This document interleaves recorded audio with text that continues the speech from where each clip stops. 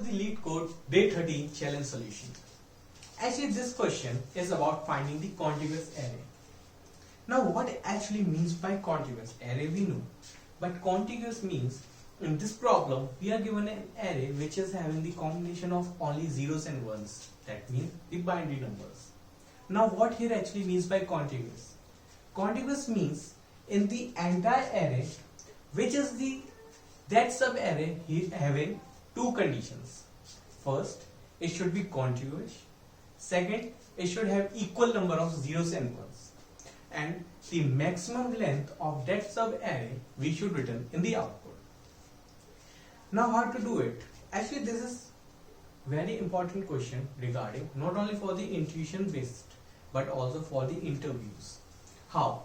Now, to proceed further, I am not here explaining the optimal solution.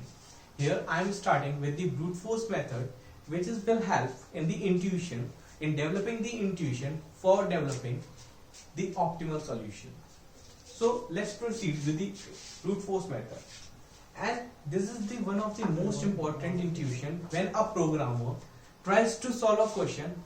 This approach will be hit by 99% programs. Now, how to proceed? See, what I will do, I will take a maximum length variable which will have the globally max sub array which we want to return. So initially I am initializing it with zeros, and secondly, while iterating, I will iterate a variable I from 0, and second, I will be using a nested loop, for loop, starting with j equals to I. Why I am doing this? It will be more simpler, or it will be more understanding when we proceed with the algorithm. What I am doing, after initializing this I equals to 0 and starting my iteration, I will have two variables, one for zeros and one for ones. Now, in the loop, whenever I am getting 1 or 0, I will increase that variable by 1. That means, see, I am iterating here from the j. I found 1, I will increase this value by 1. Now I again occurred 1, then increase this value to 1 more. That means till now I have seen 2 ones and 0 zeros. Now when j is here, I saw 1 0, increase this to 1. Then you might get a doubt, like if we are just calculating this number of zeros and ones, then there should be a base condition at which we should iterate, or we can use it as a base condition where we can stop and check some condition. Now it's obvious, whenever number of zeros and ones are going to be equal, that will be a sub array which is having equal number of zeros and ones. Then what I will do, intuition says calculate that length. If that length, say 4 or 6 something, say 4, and the global length is 8, then what I will do, that current length I will store somewhere, and I will check with the global max. Till now, which is the global max I have achieved. If it is 0, in this case, it is 0. So what I will do, I will calculate. See, 1 is 0. Till now, I have received this 0. Now again 1 is there. Increase this pointer. Now this 2. Now this 3. That means this is a terminating case of the base condition where I have to check the condition and proceed further with our logic. Okay. Number of zeros and number of ones are equal. Now I will check. What I will do, I will calculate this current length. That means this current length from how much I till now received that contiguous array having equal number of zeros and ones. That length will be 6. Now intuitionally we can see, yeah, here are the 6 elements, or we have proceed 6 steps out. Now further, how to get in this mathematical formula? How? See, if I am here and to calculate this entire length, I have to find, this is j and this is I. Then we know to calculate the length from the end minus starting. That means 5 minus 0, that is 0.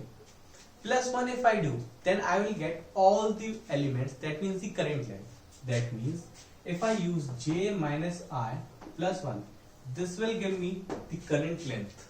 So what I will do, current length will be j minus I plus 1. Similarly, what I will do, I will calculate the max length on the condition of what?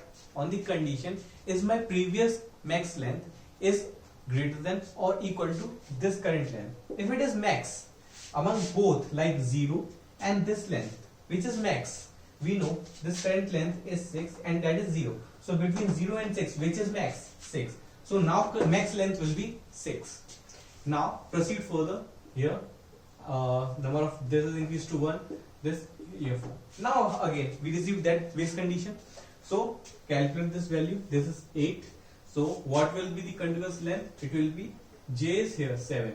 So 7 minus 0 plus 1, that means current length is 8. Okay, current length is 8. What is the max length?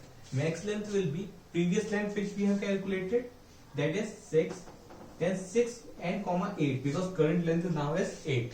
So which is max? Now max length will be 8.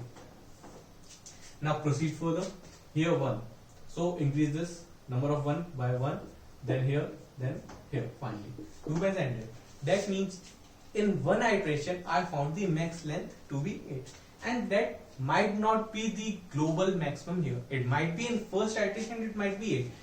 But see, in the next iteration, when I starting from here, there can be a possibility that I might not have occurred that maximum length in the when I was iterating from the 0th index.